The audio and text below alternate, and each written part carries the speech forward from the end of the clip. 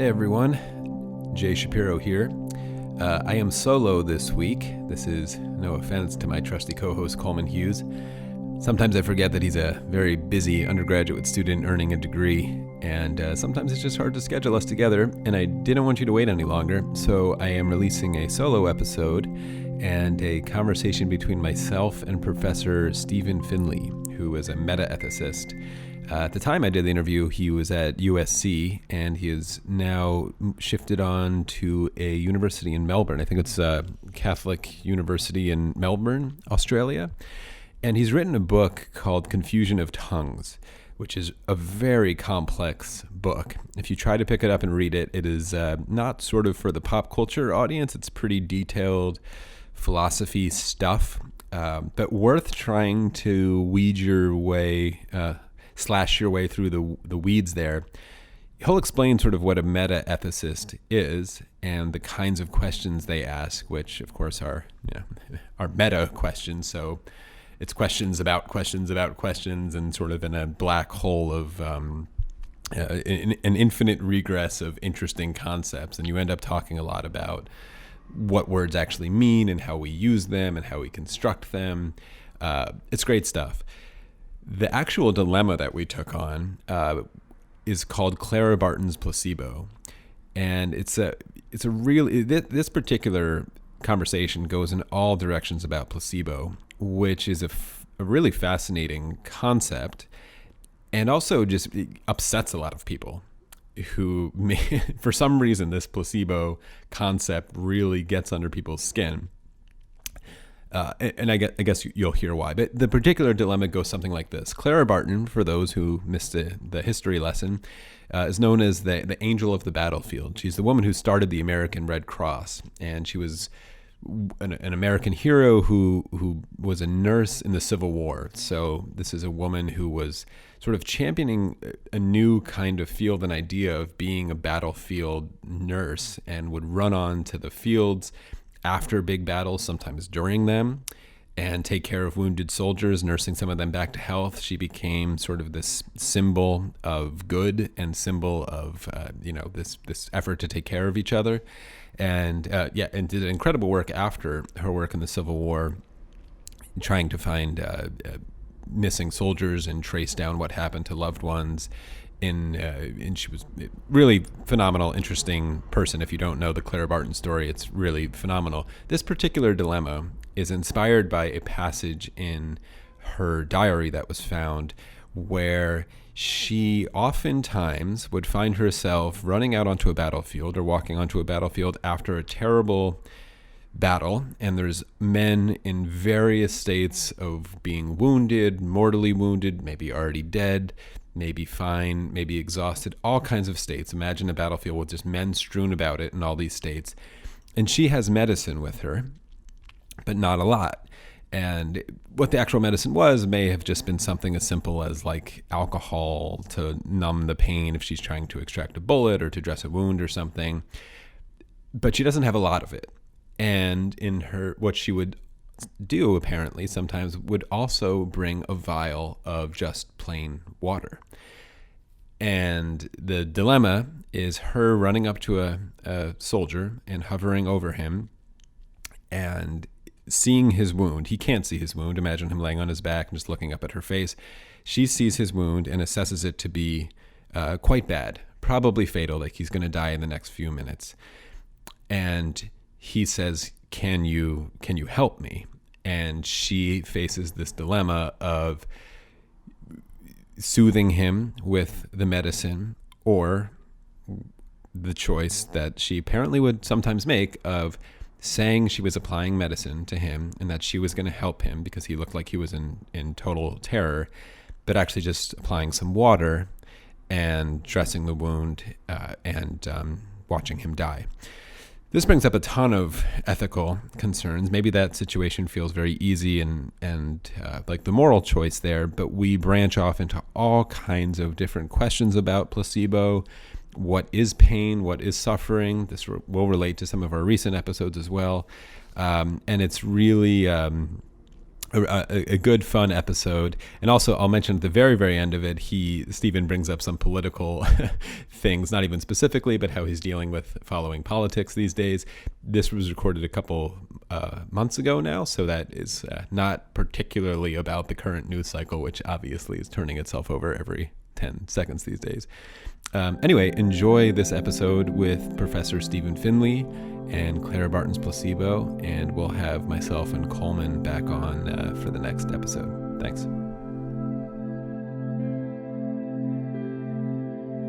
For herself, that this is probably a mortal wound and she cannot help this person, but the person is in obviously great, well, let's say physical pain and certainly emotional pain, and wondering, can you save my life? And she makes this decision to say, I can, and I'm going to give you this medicine, knowing that she's giving just water to this person.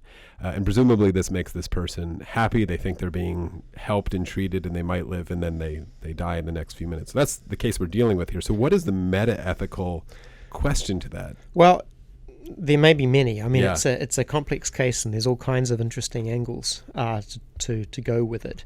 The reason that it intrigued me is that it raises what I think is a deep question about what really matters and why.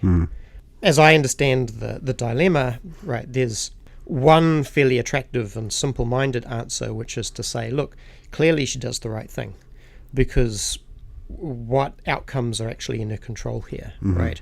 The choice that I'm particularly interested in is not the choice about whether to give the medicine or not to give the medicine. I'm interested in the choice between telling a lie or telling the truth. Right. So on one hand, you might think pretty simple-mindedly, well, clearly she did the right thing. She should lie.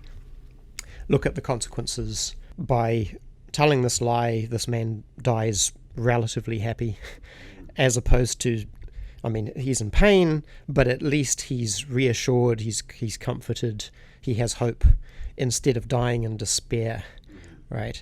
And surely that's a good thing. What possible good would you do to this man if you were to tell him the truth and let him die in despair? That's a pretty natural view, and it can be hard to see how it could be false, right? What possible reason could there be for telling the man the truth, even if all it does is cause him despair? And I haven't got to anything meta-ethical yet, right? But I think so the first thing I want to do is try to pump the intuition that there may be a reason to tell the truth even in a case like this. And actually, before I say anything else, I really should say medical professionals, practicing medical professionals out there may well be sitting with skepticism, saying, here's this philosopher in his ivory tower talking about what ought to be done in the heat of the moment with a desperately injured patient. And I want to concede that it's very hard to know what you would actually do and what would actually be right when you're removed from the actual concrete situation. And actually being there and experiencing it yourself, you can observe all kinds of important nuances to the situation that you might never be able to see just sitting in your armchair. That being said, right, here I am, we're going to do it. Sitting in my armchair. That's what the show's all about. You've asked me to weigh in.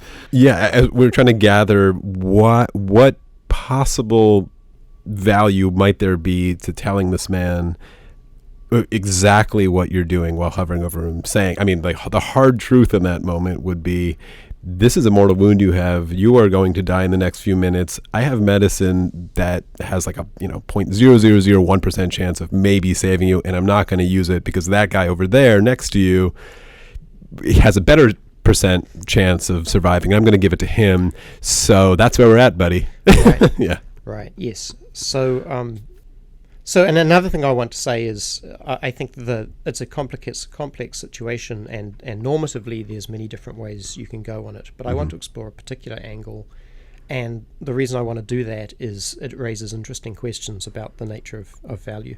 Let's move sideways by thinking about a different case. So this is a case that I presented to my class just yesterday. So suppose you have an elderly grandmother who loves her arts and crafts. Maybe she's a sculptor. spends her life creating these sculptures. From any other point of view, any other person's point of view, she's talentless.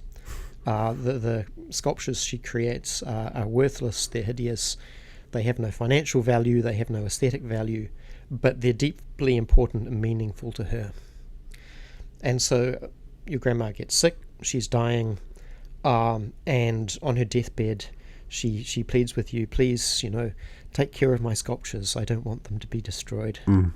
Now, the soft version of the story says you make a promise to her, blah, blah. But I don't want the promise. I don't want promises messing things up. So suppose you don't promise. You sort of, oh, Grandma, I don't know. But she's expressed her wishes to you. She dies. And now you have all of this worthless art in your hands. Do you just throw it away? Suppose there's significant cost to you in terms of storage space and so forth about keeping it. Is there anything wrong with just throwing it all in the dumpster and saying, well, it doesn't hurt Grandma. She's dead. We're assuming she's not in heaven looking down on us, right? She's dead. She'll never know. Do you do anything wrong? So I don't know. How do you feel? Suppose you were actually in that situation. I can't help it. My father died a few years ago, and I shouldn't even. He asked me to marry my girlfriend. Oh, wow. And I broke up with her within a year of him dying. It was a totally amicable it's breakup. The same kind of thing. I threw her in the dumpster, clearly. Right, right. So my intuition is to throw it away. You phrased the question, did I do something wrong? Well, or do I have the question I'm really interested in is, do you feel any moral pressure certainly. towards... Right. I feel the moral pressure towards the way that I would flip it. I feel the moral pressure, and I feel the intuition, and then when I try to really focus on it deeply, I'm stuck with this question of... I'm not harming Grandma by doing this, but is there some cosmic self-harm that I'm doing by throwing it away, by not honoring this love or something? Right. Yeah. So that we can separate two things. There's sort of the moral intuition about the particular case, what's right in this case, and then there's possible explanations for that intuition. What makes this the case? But the first thing I wanted to pump here was just the intuition that you've at least got some significant moral reason to preserve these things out of respect for your grandmother's wishes. It doesn't mean that ultimately that's the right thing to do, right? You have other reasons as well. But the mere fact that if you have this feeling that, there's something wrong about throwing this stuff away, that's the intuition I want to bear down on. I have it. And anyway, I asked my class, and I think 95% of them indicated that they thought it would be problematic to throw this stuff away. Sure. So it seems, most people have this intuition. But now, turn to the second question, why? What explains this? We're supposing that, it doesn't do any harm to Grandma. She'll never know. It doesn't cause her any distress. We're also supposing that the stuff itself is objectively worthless, right? So we can't appeal to the value of the things that we're destroying. I can't sell it and give the money to charity. Right. So what explains this sense? And you offered a hypothesis, something about maybe I'm harming myself in some way and that's one possible story. Here's another one, and it's the one that I want to explore. That what's significant here is Grandma's desires and wishes. The point is, this is important to Grandma. Grandma might not be here now, but as human beings, we don't just live in the present. The past, we live extended in time, and just because people are passed away doesn't mean that they're not still important to us, and their desires aren't still important to us. By the way, I think Martin Heidegger, a philosopher towards whom I have a very ambivalent attitude, I am very fond of him on the grounds of the way he emphasizes the temporal dimension of human existence, right? The way that we're always living in the past and in the future, even in the present. And I have to drop Memento is a fantastic movie. Oh yes, one of the best. I like to assign my classes to explore this Heideggerian dimension of human experience, temporal dimension. I just name dropped Heidegger. Now I'm going to name drop another philosopher, so David Hume. Right. So now we're getting meta-ethical. Right. What is value? Where does it come from? So on what philosophers generally consider a Humean perspective, value in some way depends on our desires. Right. Nothing is valuable except in relation to some kind of desire. Sometimes we've got some type of goal. I think, certainly controversial, but I think that this pull about grandma's terrible art somehow still having value is best explained by appeal to a broadly Humean conception of value, where it's valuable to grandma because it's something that she cares about. No other reason. She cares about it, that makes it valuable to her. It's valuable to us because we care about grandma, and so what is important to grandma is important to us. So we're already getting a little bit meta-ethical there. And there are competing explanations which we can discuss. I guess I will lay all my cards on the table, though, that there's a further question about how exactly our desires relevant for value. And there is a very flat-footed version of this theory, which just says, look, there are facts about what's valuable and what's not, just objective facts. And they're simply facts about what things satisfy what desires. So if someone has a desire and something answers to that desire, then that thing is valuable, full stop. Then you get into problems about why desires as such should be valuable. What's so special about desires? Don't we desire lots of things that aren't valuable? Right. The view that I think is right is that it's a mistake to understand this purely as a factual story. Instead, you need to take a two-dimensional view on it. So it's not only that the world of value is a world of facts and properties and relations, it's also essentially perspectival. So in evaluating things, we evaluate things from a perspective. In particular, I think that's a perspective of desire. Right. We start from caring about things. And then from that perspective, there are some things which are valuable, some things which are not. Grandma cared about her art. Yeah. That didn't make her art objectively valuable, but in relation to her concerns, those objects are valuable from her point of view. Yeah. Even though she's dead, she still matters to us, and that means her desires and what she cared about are an important part of her. Yeah. And so what she cared about matters to us, and so that makes those things derivatively valuable to us. I think I see a way to play with these variables with the Clara Barton case. Yes, now we need to go back to the Clara Barton case. Let me try. Maybe I'm doing it wrong, but I think so.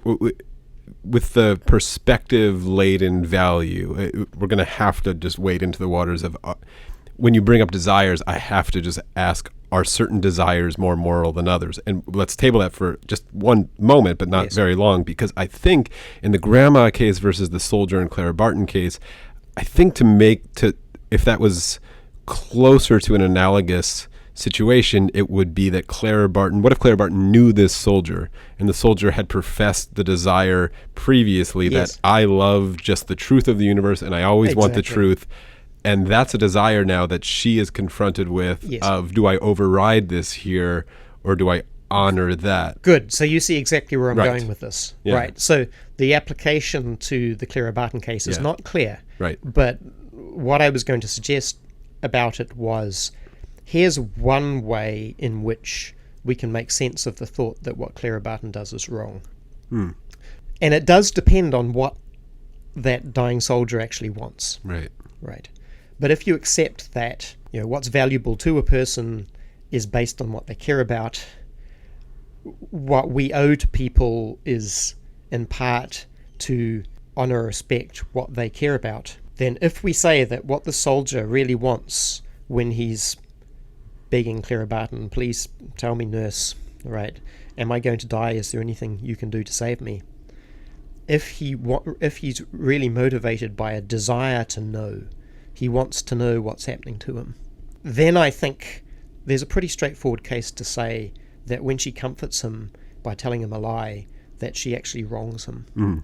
That even if she relieves his discomfort, saves him from distress and despair, that nonetheless she's not treating him in a fully respectful way or really honouring what matters to him. And we can expand on that and say, why does he want to know? I mean, perhaps truth and knowledge is what ultimately he's just deeply curious about a situation. Right. That might seem a little bit implausible when you're dying on the battlefield. But perhaps also he wants to be able to, sort of metaphorically speaking, make his peace with the world. Yeah. Right. I'm reminded of a Kurt Vonnegut quote, maybe my favorite Kurt Vonnegut quote. I might get it a little wrong. It's something like, they say that there's no atheists in foxholes, and this is a great argument against atheism. I think it's a great argument against foxholes. Yeah, that's a great line. This might be that soldier. If this is Kurt Vonnegut dying, maybe he's loudly professed this throughout his life. Right. Yeah. Right. No, that's perfect. Right. The thought is then by lying, Clara may be denying him precisely what he most wants at that moment. And you might say, well, what does it matter, right? Who does it hurt if he doesn't get this thing that he wants, given that it's just going to cause him despair anyway? Well, from this point of view, that's all there really is to things mattering. Yeah. It mattered to him, and there's no more global, more God's eye point of view on value that overrules it. Now, of course, there's another line in which what he really, really wants is to be comforted. Yeah. In which case, what she does is exactly what's best for him. He doesn't really want to know the truth. He's asking her because he wants reassuring news. So two variables that I want to play with there. The first one is if she has no knowledge of the desires, and then the second, what we already did it, if there are two desires that you as the third party know conflict, which is I think when the placebo thing becomes, I want to push on some of those and get away from Clara a little bit towards things about just general pain relief and the morality of knowingly prescribing a placebo because of two conflicting desires. But let's do the first one first. Yes. Having no information about the desires of the soldier is the best thing we can do. Just Clara is just imposing hers and projecting that upon the apparently sentient creature in front of her. Is that the best she can do?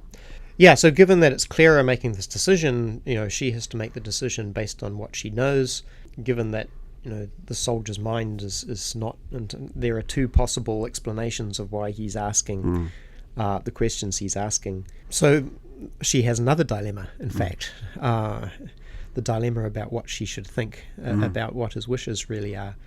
I think there's not much more to say beyond what you suggested, that the best she can do is to make her best guess about what he most wants. Yeah. But this actually might be a case where the pain and distress that it would cause him becomes a tiebreaker. Right. Right. The pain and distress is a bad thing in any case, right? It is going to make him suffer. And if she doesn't know whether he would rather have the truth or would rather be comforted, then I can certainly see an argument for saying that the best choice for her is to go with the comfort rather than the truth. Yeah, and so that's the variable of just she's going to have to make her best guess, and then with the conflicting variables, which you kind of did, and I'll pull it from Clara to something maybe even more contemporary, in particular acupuncture, which is something that bristles a lot of people. The more needles you put in, the more bristly they are. I didn't even do that on purpose. That's terrible. I'm gonna embarrass myself if I leave it in there. So acupuncture is something that ruffles people's feathers. We'll go with that one. And there are now ample studies about the very likely performance placebo that's happening with acupuncture. There's all these really interesting studies where they use sham needles, and you play with all the variables. So like one control group is getting sham needles. It's a needle that goes into itself rather than like a pencil retracting into itself rather than into the body. But so these are people... stage dagger. Yes, yeah, just a total... these sham needles, and the other group gets it.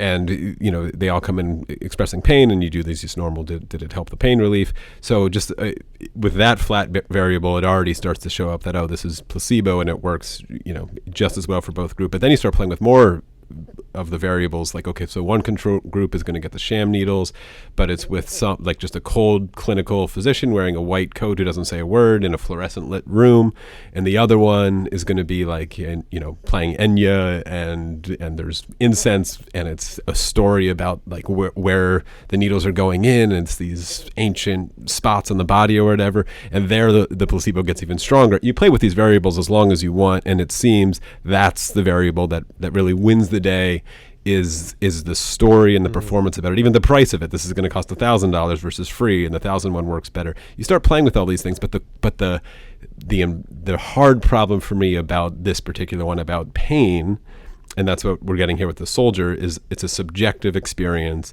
and the nature of pain is literally, if I tell you I am no longer experiencing that pain, it has worked, regardless of anything I just told you about it being a placebo. Yeah. And this is a soldier dying is like cosmic pain, and so the conflicting desires of saying, I want my knee to stop hurting, and I also like living in a truthful world without bullshit stories. As the practitioner, if you know this is a bullshit story, you're now Clara Barton in that moment, being like, well, how do you operate through that space? I don't know if that's still just a normative question or if there's meta-ethical questions with that space, but this is something we're dealing with now. Right, let's see. So you're throwing a very complex situations at me. I'm trying to deal with them on the fly here. Including to actually make it even more complex, because this one is contemporary. I have no idea how many listeners are doing acupuncture or into it, and it's working. Right. And the notion of you might just have done something very wrong. The nocebo effect. You might just have taken away. Exactly. You might just have taken away that pain reduction. Yeah. So I mean, one point which is relevant in different ways here is that our minds are compartmentalized in various ways, right? So that you can know something very well at one level and yet totally fail to appreciate it at a different level. And so maybe an intellectual understanding that something is a placebo doesn't really detract from its placebo effect, maybe. Pain is really interesting. Yeah, so what is pain? I mean, pain and pleasure on the other side have, for many philosophers, been seen as the central objections to a desire-based theory of value, to take this back to metaethics. The thought is, look, maybe with something like grandma's art, whether it's valuable is a matter of perspective, and it depends on what you care about and what grandma cares about and so forth. But what about pain? What about pleasure? Right? These things are just objectively bad and good. Many philosophers have been axiological hedonists who hold that ultimately all that is objectively or intrinsically good or bad is pleasure and pain, and all other value has to be explained in terms of that. Other people, like me, are skeptical about how even something like pleasure or pain can have sort of objective value. I mean, that means, for example, that if you actually like pain, then you're making a big mistake. Yeah. But if you like pain, then good for you, right? Yeah. But is it pain if you like it? Did I just define away the question? Yes, exactly. Yeah. So that's the big thing I'm sort of working my way towards. What exactly is pain? On one hand, there's a physical sensation, right? Someone jabs you with a needle or something. There's a strong physical sensation that you feel. Is that pain? Well, in one sense, yes. But is it bad? Well, now we can appeal to the desire theory again. Is it something that you desire? Right. Or is it something that you're averse to? So there's a theory of pain, which I subscribe to, as well as other philosophers, which says that pain in a full-blooded sense is something that in some way you are averse to. So physical pain is a physical sensation that you are averse to.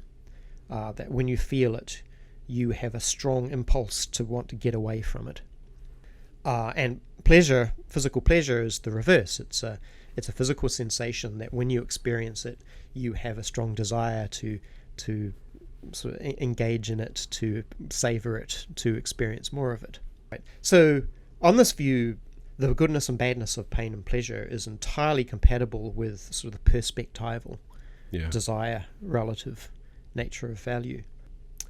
So I'm reached some forking paths here, trying to decide which to take. So that to take this back to the Clara Barton case, right? There is then a relevant sense in which question of if his being in pain does actually implicate certain desires that he has, then this isn't, even if we suppose that he wants truth, the fact that the truth is going to cause him pain, how do we make sense of that? That must mean that he also has some other desires. I mean, surely he desires that his life continues and so forth. So then perhaps we do have a situation where you have conflicting desires. And you have to choose between which desires to honour, the sort of more general, broader desires, I want to know the truth, or the very immediate, very physical desire, take this condition away from me. Yeah. So, okay, and another thing to say about this is if you take this view of pleasure and pain, which I think is very ably explored in Christine Korsgaard's famous book, Sources of Normativity. A philosopher once told me that the most ridiculous thing they had ever read in philosophy was Korsgaard's claim that pain wouldn't hurt if you could just lie back and enjoy it. And I responded that actually I think Korsgaard's exactly right about that. I mean, because of what we're trying to do, it's no longer pain. Right. Yeah. And I think that insight, this is a very old insight, so I think it's central to Stoic philosophy and Buddhist philosophy. Yeah, I was going to say there's a very Buddhist sort of... Right. That, the Stoics and the Buddhists say, external things never really hurt you, right? Even if you're being tortured, it's not the torturer who's hurting you. Sure. It's actually your own judgments that are hurting you. And on the face of it, that sounds absurd, right? How is it that it's not the torturer who is hurting you if you're on the rack or having your fingernails pulled out or whatever? But I think the true answer to that is it's only bad from your point of view if you are averse to it. Right. Of course, it's very, very hard tough, not to be averse to having your fingernails pointed out. But the Buddhists who would light themselves on fire, or at least appearing to have reached some state of desiring this thing that most of us would find to be pure torture. That's right. So the thought is you are ultimately in control. Well, you are potentially ultimately in control. We could table the free will question. That's right. Yeah. How much actual freedom and power you have to control these things. Your own mind is not all that much in your control. Yeah. But if you really can take control of your own mind and your own desires and reaction to things, then you are in control of what's good and bad for you. Yeah. There seems to be a lot of the sort of mindfulness meditation at the moment is like right. We live in a very chaotic world, and is there a way to actually just start experiencing this stuff as non-pain, even existential pain? And maybe in some way, I guess what's lingering around here also is sort of is religion. As maybe a grand placebo in some way. I mean, if Clara, to go back to like the zoom in moment, we're hovering over the soldier again, notices a cross. I think she was Christian. Let me go with a Star of David, something she doesn't subscribe to. But she sees this, so she's getting a little information here about a potential stated desire from the soldier of some philosophy which he might ascribe to. Does she? Could she prescribe that's a really interesting that? Question. Yeah. So I think that could definitely be relevant to her sort of quick best guess at what this person cares about. I think if it were me and I was in Clara's situation, that would be more inclined to tell them the truth, because I would think that the truth then would not lead to despair. If you think that death in this world just means your passage to another better life, then it's not a cause for despair. Whereas, if someone does not believe that there's anything after this life, then learning that this life is about to end is very likely to lead to despair. I think we're probably of the same intuition that this is the stakes are just so high here, and this is the final moments of a soldier's life, and their desires and whatever clues you can glean from it should win the day on just about any moral framework. But if I could change the variable of the timing here, I'm trying to do it on the fly here, but what if it's a diagnosis of some sort of slow-moving cancer or something, where there's some time here? Because it seems like in the final moments you're not going to be able to change someone's entire worldview and really do the work maybe necessary to turn the pain of death into pleasure in some cosmic way. Yes. But what if you have 15 years? What if you're a doctor of some sort and you have a diagnosis of you have something that's incurable and you've got 15 years to live, and you might have some time there to do the work of overriding the stated desire of someone. Is there an opening there? You see what I'm trying to do? Yes, yeah. Right. So you don't, in general, you don't have to take people's desires as fixed. Right. So right. And I mean, this is... Or if you're actually, before you go into it, or if you are, well, I'm going to use a somewhat morally certain that they're confused enough about certain facts of the universe that their desire would change if they, and change for the better and for their better if they had certain facts about the universe on board. Does that, I mean, that maybe I've gone too far. Well, I think that introduces some complications, I Sure. think, because so to what degree is truth important independently of what people care about? Right. So if for example, if you are an atheist, so you don't believe there's any afterlife, but you see that it matters to other people that there is, and that other people are happy in their delusions. Right. Do you have any reason, do you have any justification for trying to persuade them of the truth if you don't think that believing the truth in any way furthers their desires or any of the things that they currently care about? Right. I'm inclined to say no. Right. I don't see truth as simply objectively valuable. I mean, I don't believe actually that anything is simply objectively valuable. I think it all depends on our point of view and what matters from our point of view. And I think there are some people for whom, who have a truth fetish. But I mean, I will get a little bit personal and say I myself am an atheist, but members of my immediate family are not. And I do not make any real effort to argue them out of it, because I don't really see that they have anything to gain, and I care more about them than I do about their knowing the truth. Right. Is it possible, and this wouldn't, I'm guessing not your immediate family, but if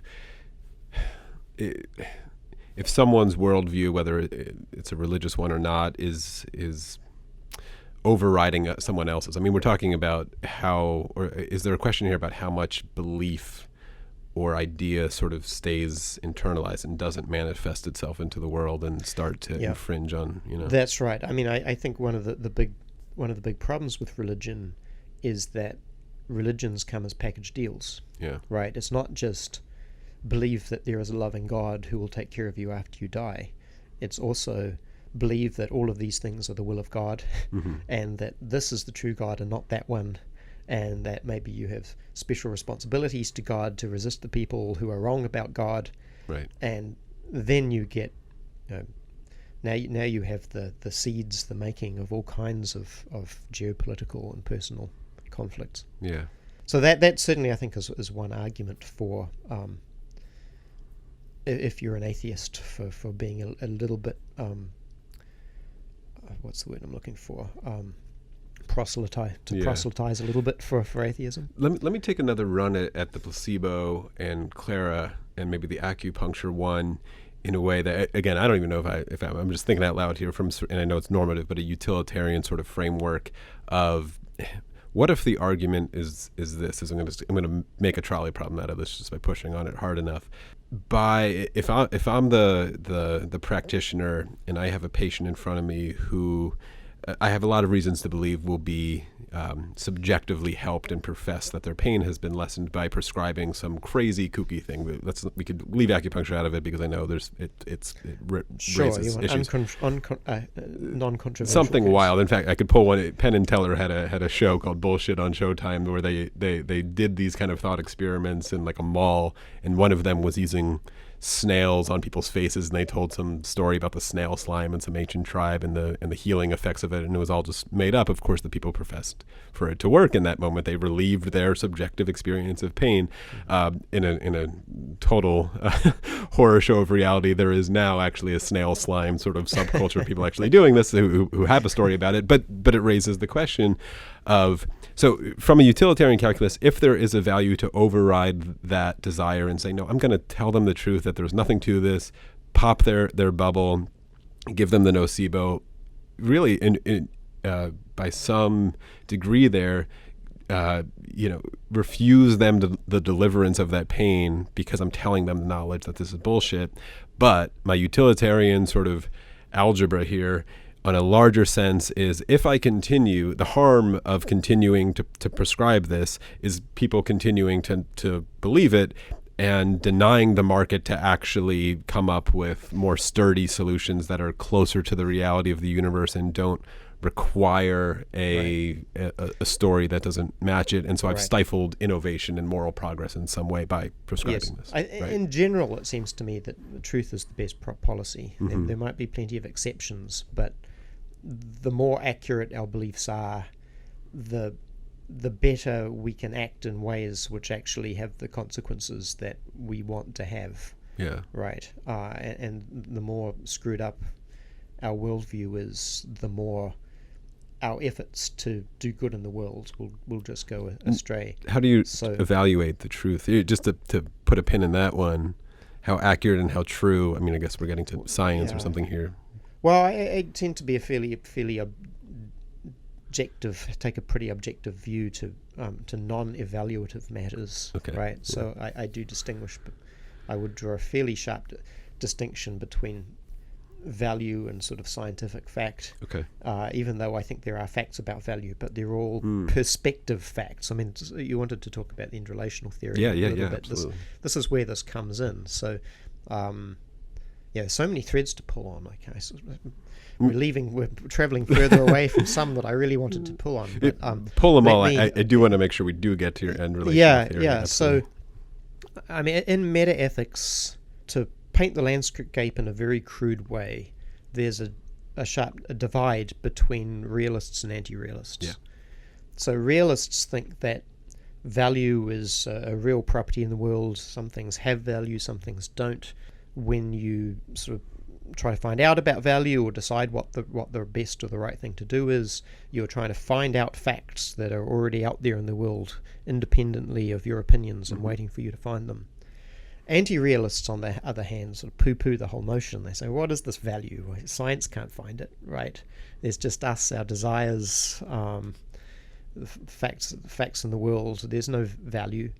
And there are different kinds of anti-realists, but maybe the sort of paradigm and most interesting are the non-cognitivists, who think that actually value judgments are really nothing, or ultimately boil down to something like just our attitudes. Judging that something is good is actually just like saying hooray for that, or approving of it. This is the boo hooray theory of ethical judgment, right? And the position I take is in the middle. So as I said before, the idea that evaluative perspective on the world is two-dimensional.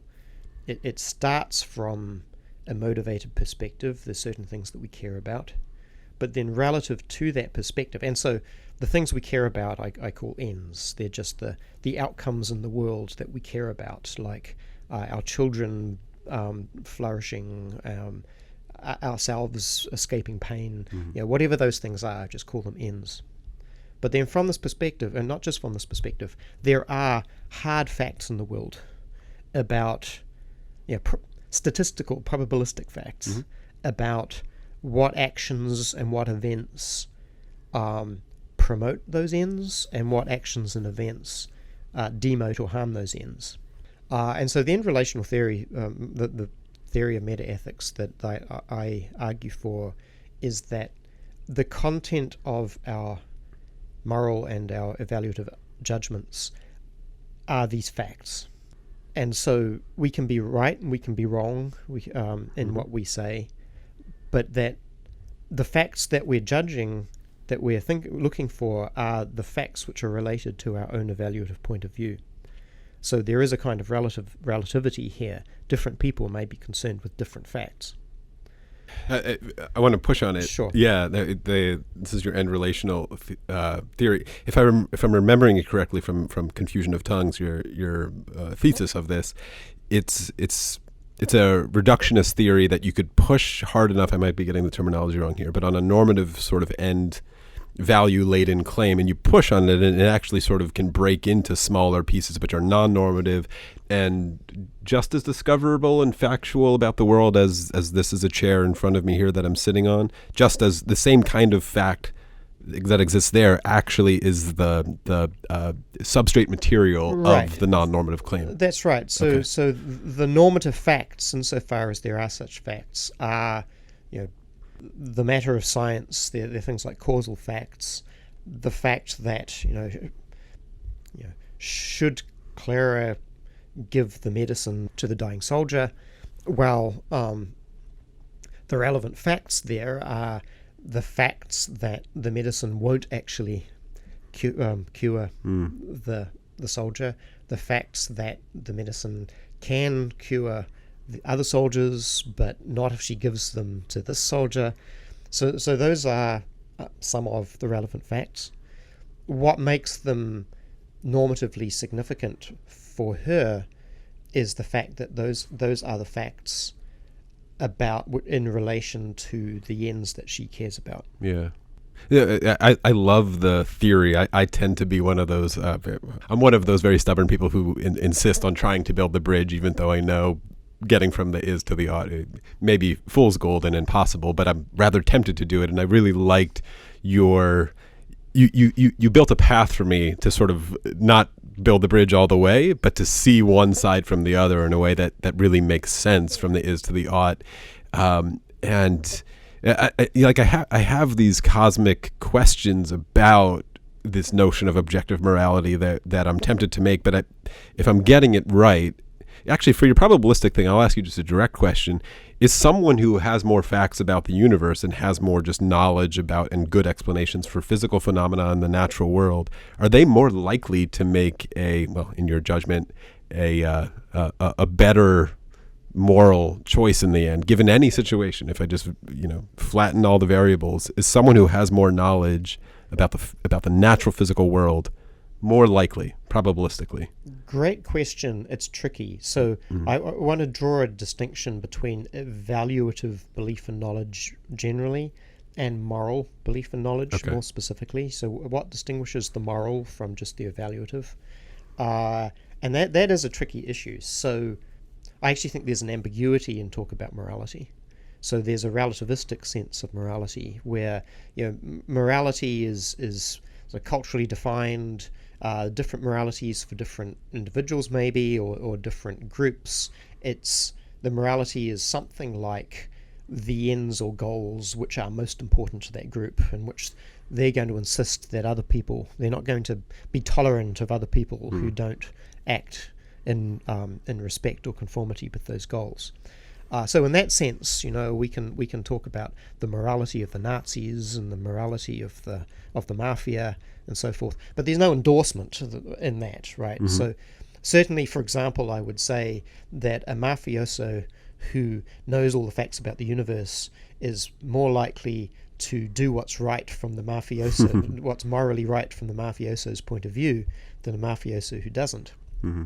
Does that mean that I want to say that a mafioso with all the knowledge of the world is going to be more likely to do what's morally right? Well, no, because I think there's usually when we make claims about what's morally right or morally wrong, we're not using that relativistic notion of morality. Instead, I think we are making a committed statement from our own point of view about what matters to us. And so, in other words, if you take the relativistic conception of morality and now relativize it to our own personal moral standards, what is it that I, as a judge, care most about and am not willing to be tolerant about when other people act in violation of it? That's what I judge to be morally right and wrong.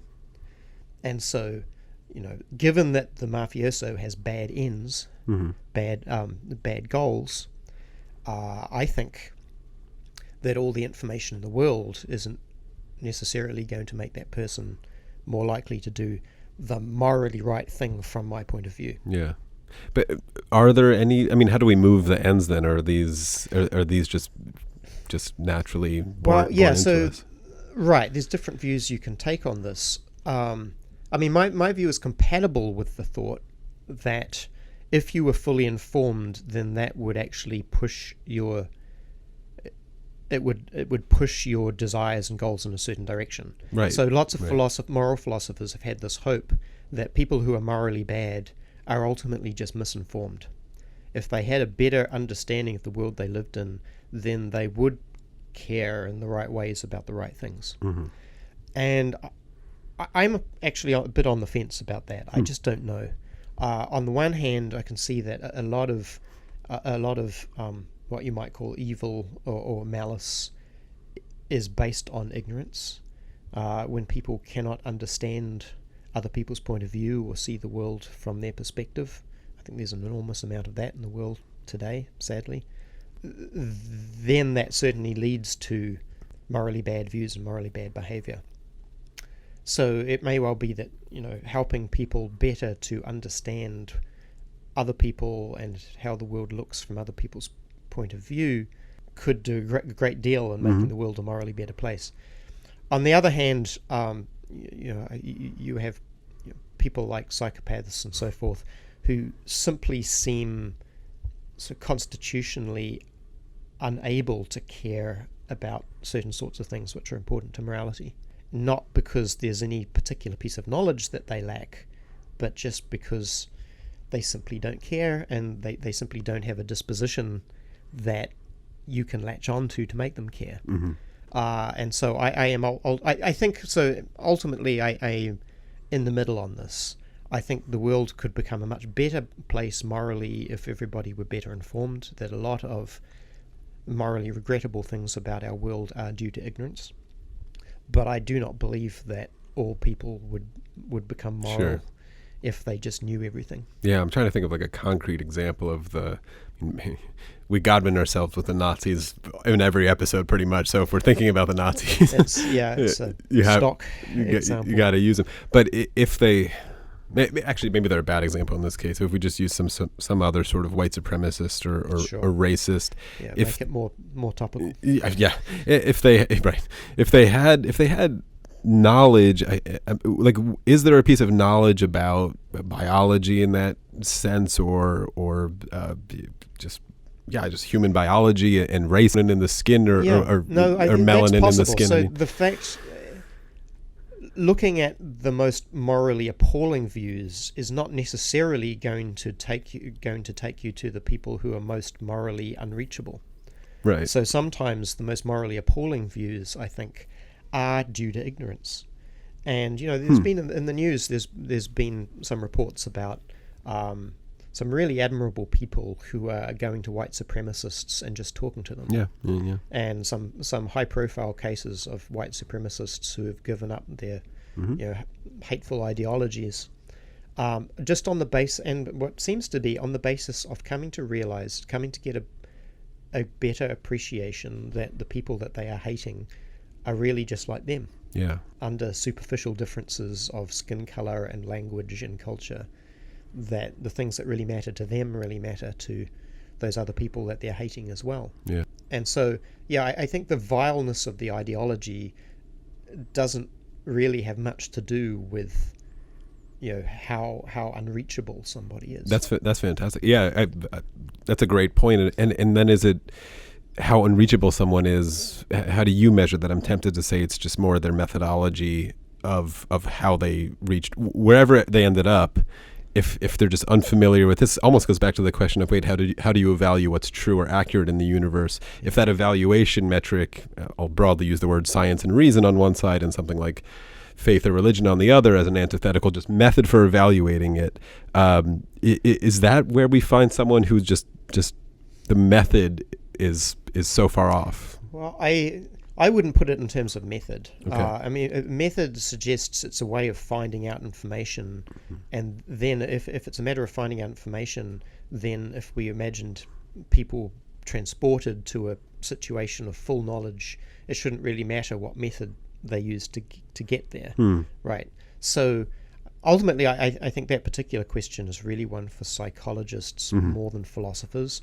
What is it that makes some people incapable of caring about some things? But my best stab at it is that what we most of us recognize as morality is at least largely based on our capacity of empathy, which is in some ways just a brute, you might call it irrational, senseless, mindless instinct that the human species has to care about others, to feel other people's pain. I mean, here I'm going to Hume, right? Just the basic capacity of sympathy that we've evolved to have. But some people genuinely don't seem to have that instinct and that disposition. That seems to be characteristic of psychopaths. And so I think if you don't have that, then morality, as I understand it, is probably something that can never reach you and never be important to you. To bring it back to the end with Clara, and how we sort of pull it back to her in that moment. I think we've parsed her psychology as well as we can from the outside, and then I think the only sort of question I'm left to really understand your perspective on her decision there would be this ultimate question of, is it possible for certain desires to be more moral than other desires? It was this sort of the one thing that I'm a little unclear of in the end relational, because because it's a beautiful psychological book, and it, again, allows me to build this is to Oughtbridge, but the like just isolating the word end in there is one end better than another.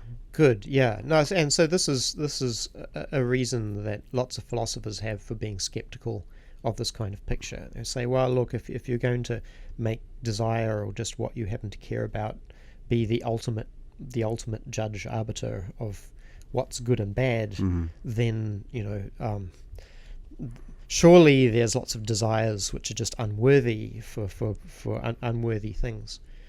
I certainly want to agree with that and to say the same thing, but the sense that I want to make of being able to say that some desires are bad is in terms of our own standpoint of what we care about. So we care about some things more than others.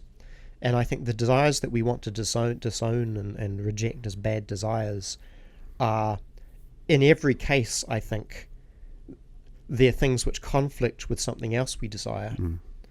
And that other thing is more important to us. So I guess I would challenge anybody to find the case of a desire which they judge to be bad, which doesn't conflict with something else that they care about more. Yeah, I can't do it. I love donuts, but I desire not to be really fat.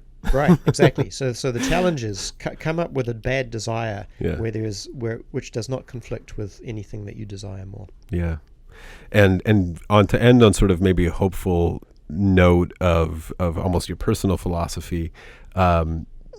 It seems to point towards the examined life and the opportunity we have to examine these desires.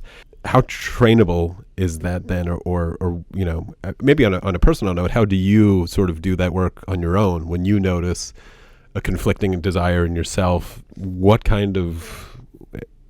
How do we carve this path? Is there anything, and is there anything, and even if you think it's worthless, because as you said, when push comes to shove and you're the medical professional, it's like you do the water or the medicine, and it's really hard to know in advance. But what do you do just in the quiet ivory tower? Right. Well, so I'm no expert about this. So in some ways, this is a question that psychologists might be better placed to answer than me. But in myself, so one thing that's important to say is that at least ordinary people, most of us, have very little direct control over our desires. They're things that come and go against our will.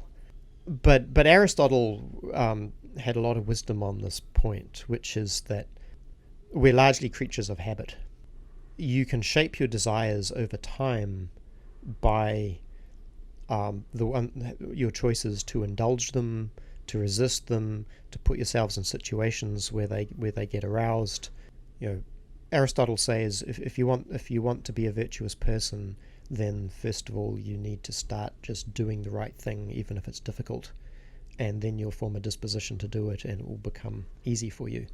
And that means in effect that even if your desires initially are screaming out, no, I don't want to do this, the more that you force yourself to do the things that you judge to be best, the more your desires are going to come in line with that. So just to give sort of a personal, a practical example of this, I've sort of been struggling recently with an email, with an internet news addiction, right? You're not sit alone. down at my desk. Yeah. Oh, there's a computer. I wonder if there's any new interesting news on CNN that I can read. And then realizing, okay, I've got a problem. I have this raging desire to know what's happening in the world right now, and it's interfering with my work. So what am I going to do about that? Well, I can effortfully force myself, tell myself, okay, I'm not going to check news sites between the hours of 9 and 5, right? And that's going to be hard at first, because I've developed, by indulging these desires, they've grown stronger, and now I have this habit. And so I might slip, but the longer I can force myself to keep to this pattern of behavior, the desires I'm trying to resist are going to grow weaker. So that I think is maybe the best, most effective, certainly the easiest, most easily executable strategy for getting your desires in line. Yeah. Is it working? Maybe a little bit. Well, actually, Yeah. no. What's worked much better is recent events which have made the news so completely unpalatable to me that I no longer want to look at it. I think that. So that's hooray. Yeah. Thanks for the world. That's the best medicine. Yeah. Well, this was really, really fun. We Thanks. went in a lot of different tangents on it. Your book and your theory is a challenging read, admittingly, but it's worth it to take it on. So it was a lot of fun. Great. Thanks. So there you go. Stephen Finley and myself, and placebos and acupuncture and all kinds of good stuff, and me talking about breaking up with my previous girlfriend, after my dad's deathbed request for me to marry her. All good stuff. Anyway, that was episode 10. We are charging along with a few more for this first season. I'm not sure which one I'm going to release next. I think I've probably lied in a few previous ones about which one was coming next, and then I changed my mind. So I don't really apologize for it. It's my show. I can do what I want. But we've got some really great ones. I'll just lay them out because I don't know which one's going to be next. We do have the David Deutsch one that I'm holding in my back pocket about selecting for deafness, because it is a real doozy. That is a couple deciding, a deaf couple intentionally wanting to engineer to give birth to a deaf child, and the ethics involved in that, super complicated. One with Steven Pinker, the very popular writer Steven Pinker, about physician-assisted suicide, or as he refers to it very quickly, as medically assisted dying. And that's also a pretty heavy one.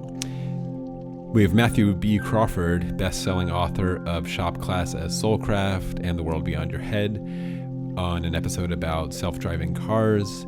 And then, Larissa McFarker. I might do this one next. You'll just have to wait and see, I guess, which one I release. Larissa McFarker wrote a book called Strangers Drowning, which is an excellent book about extreme do-gooders, people who adopt 30 kids with, disabilities and go to these extreme moral lengths. And she wrote this book. We ended up doing having a good conversation about what might be the saddest photo ever taken. Kevin Carter took it from the guy from South Africa, took a photo of, if you're old enough, this will spring to mind immediately, of a little kid in a famine in Africa, crawling on the ground, looking very, very, very close to death, with a vulture waiting behind him. And this photo was everywhere in the 90s. It was from Sudan. We talked about the ethics of that case, of taking that photo. And maybe we'll do that one next. It's a real It's real. They're all good. I love them all. And I love you all for listening. Again, thank you all for anyone who out there who has been like leaving comments and saying that you're enjoying it and that you love it. And hopefully it's like helping you again in some ways sort your thoughts out or ask interesting questions or improve your dinner party conversations. I just am having a ton of fun making it, and thank you all for going along for the ride. So I will hear you in a week, and I'll be doing a hindsight about this one as well, because I have a lot of things to say about what you just heard. Hopefully you do too. Okay, talk to you soon. Hi guys, thank you so much for watching. If you like this video and want more, don't forget to like, subscribe and leave a comment, because we'd love to hear what you think. Until next time.